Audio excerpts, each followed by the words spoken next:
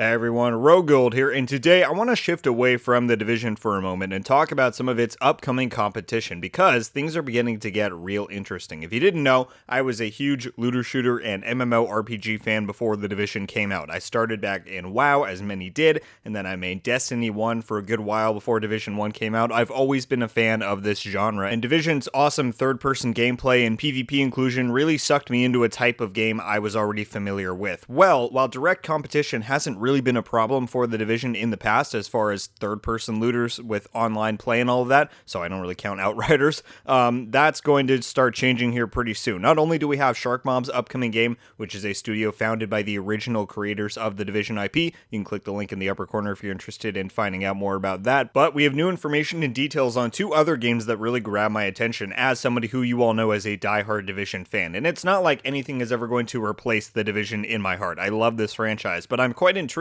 by what I'm seeing with these two other games that we're going to cover. And I have a feeling that some of you may be after watching this video as well. And who knows, if things pick up traction, maybe Ubisoft will finally be pressured into doubling down on the Division, as many of us said they should have done a long time ago. Who knows? Regardless, I'm excited to go over these, so let's get into it. The first game I want to talk about is Arc Raiders, being made by Embark Studios. Now, some of you may recall that name. It was actually revealed at the 2021 Game Awards, of which many of you watched live with me. That was a super fun stream to do, but it was easily my highlight game of the event. I'll see if I can play the trailer in the background, but it has some really cool looking third-person gameplay with high jumps and big explosions, cool looking world, enemies, and I was really excited to try it out. It's slated to be free to play, which is nice for allowing more players to try out the game, but it had one big drawback or aspect to it that held me back from being even more excited than I was, and that was the fact that it was being labeled as a PvE only game. Nothing wrong with that, not at all. But for myself personally, if a game has PvP in it, I'm going to be more excited for it, just how I am. So originally, Arc Raiders did not, and that meant that while I thought it looked really cool, it wasn't topping the charts of excitement, for me, we'll say. Well, we got news recently that things seem to have changed. Let me jump over to this article to better explain, and I will leave a link to this in the description if you would like to check it out for yourself.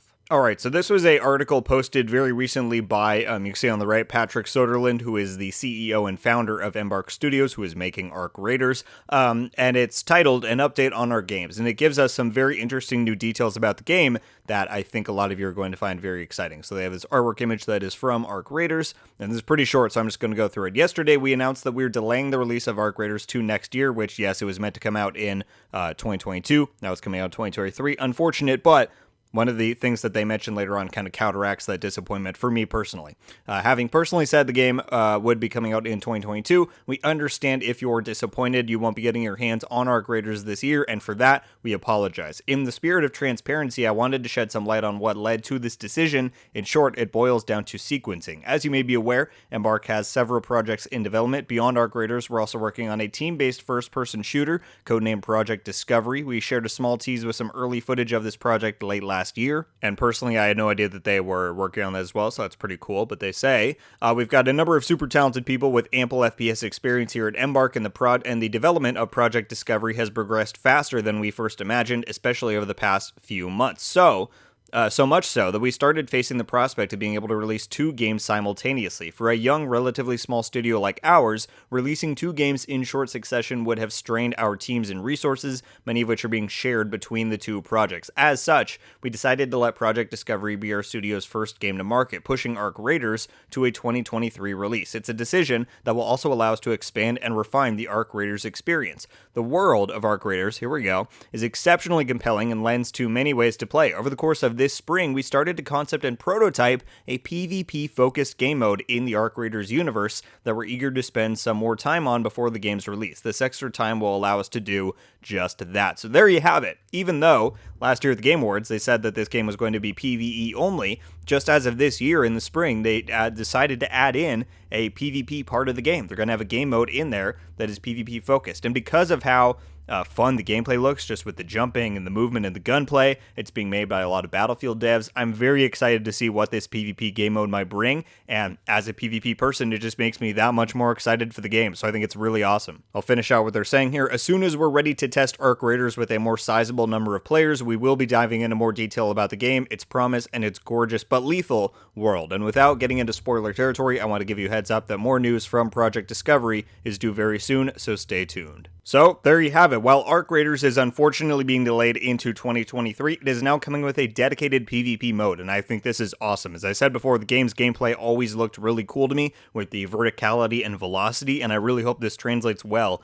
into a more PvP-oriented environment. As a Division PvP fan, this absolutely increases my interest and anticipation and excitement about Arc Raiders even more so than before, and I think it makes it more of an actual competitor towards the Division. Not necessarily in the sense that there's going to be like huge fights between the game's communities or anything like that, but now it seems like Arc Raiders is going to offer a complete package experience that's kind of on par with what you get in the Division. Big open world, third-person PvE and PvP, so we'll see what happens. I can't wait to see more and eventually play it, but that is the news that we have for Arc Raiders. The second game I wanted to go over today is one that's really cropped up in the last few days. You may have heard of it, The First Descendant. Now, I'll play the trailer of it in the background, and while we know a lot less about this game overall, there are some super interesting details that have come out. Now, it is a third-person looter, so that's the main reason why I'm talking about it here in relation to the Division, but what's super interesting is that this game used to be known as Project Magnum. Maybe you heard of it back when they announced it as that. I think it was announced, I don't know when, but like well over a year ago, as an upcoming PlayStation exclusive looter shooter, which, you know, cool for them, but as an Xbox player, that left me a bit bummed out, because of the small glimpses we got of it seemed pretty cool. Well, things have changed. We're going to get a bit of a deeper dive with an article in a moment here, but the most exciting developments to me are it's now coming to every platform, and it's being made on Unreal Engine 5, which if you know anything about the gaming industry these days, you'll know is a pretty big deal. From time to time, I just have to go back to this clip they showed of the Unreal 5 demo because of just how gorgeous it looks.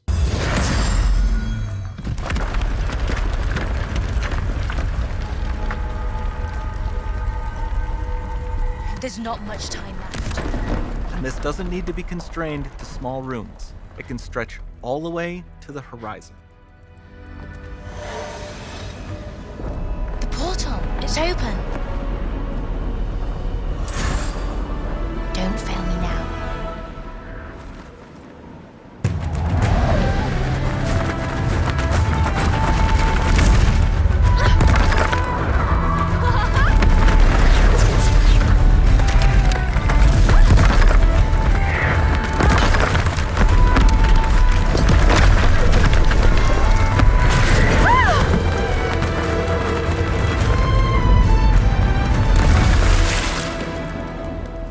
So I'm going to read some of that article now. Again, link will be in the description if you are interested. Alright, so here we go. Nexon's Project Magnum, now known as The First Descendant. Nexon's bombastic Unreal Engine 5 RPG looter shooter just got its official title ahead of an appearance at Gamescom, The First Descendant. Nexon, a South Korean video game developer and publisher known for games like MapleStory, Cartwriter, DNF Duel, and Lawbreakers, first revealed this game under the title Project Magnum in September 2021. Okay, there you go, a little under a year ago. It looks like a mixture of every major AAA gaming trend. The First Descendant will be a free-to-play sci-fi cooperative shooter hot off the heels of games like Outriders. I don't know why they keep citing Outriders as like a major title, but anyway, The First Descendant is all about mowing down hordes of enemies and giant bosses with friends to unlock new loot and upgrade your character with. Taking notes from hero shooters, players will choose from at least 12 characters, all of whom have unique abilities. Meanwhile, each character's grappling hook and the game's fast-paced gunplay also looks like they'll keep the action moving. While it isn't the most unique-looking game out there, The First Descendant looks pretty in Unreal Engine 5 and could strike a chord with players if its gameplay is enjoyable and the microtransactions aren't overbearing. While we got a brief new teaser with this title change confirmation, Nexon also confirmed that they would show a lengthier trailer and reveal even more about The First Descendant at Gamescom 2022. After that, interested players will have a chance to go hands-on with the game before the end of the year. A Steam beta will occur between October 20th and 26th of this year. There's no word on when a console beta will happen, but people can sign up for the PC beta on the game's Steam page. Although The First Descendants beta in October is limited to Steam, the final version of the game will be available across PC, PS4, PS5, Xbox One, and Xbox Series X at an unspecified later date. Alright, so there you go. Not a ton of details about The First Descendant at this time, but the fact that it's cropped up again, it's coming to all platforms, Unreal Engine 5, it's going to be at Gamescom in just a few weeks. It all sounds really great, and I think the art aesthetic and small bits of feel from the gameplay we got in the trailer seem really fun.